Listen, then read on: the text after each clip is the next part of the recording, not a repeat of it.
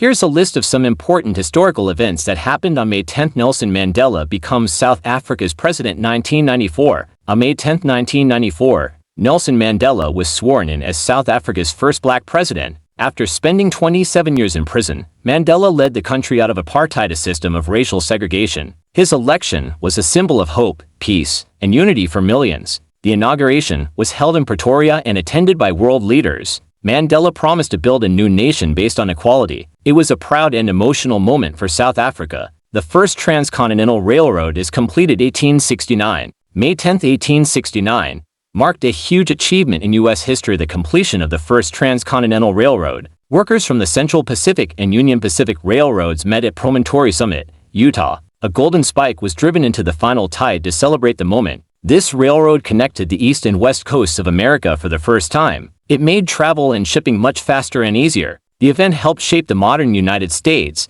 Winston Churchill becomes British Prime Minister 1940. On May 10, 1940, Winston Churchill became Prime Minister of the United Kingdom during World War II. Britain was in a crisis as Nazi Germany had just invaded several European countries. Churchill was known for his powerful speeches and strong leadership. His famous words, "We shall never surrender," inspired hope and courage. He led Britain through its darkest times. His appointment marked a turning point in the war. J. Edgar Hoover becomes FBI Director 1924. On May 10, 1924, J. Edgar Hoover was appointed as the director of the FBI. He was only 29 years old at the time. Hoover would go on to lead the FBI for nearly 50 years. He transformed the agency into a powerful crime-fighting organization. His methods were sometimes controversial, but he left a big mark on U.S. law enforcement. Hoover's long rule began quietly but changed American policing forever. Fred Astaire is born 1899. On May 10, 1899, Fred Astaire was born in Omaha, Nebraska. He became one of Hollywood's most famous dancers and actors.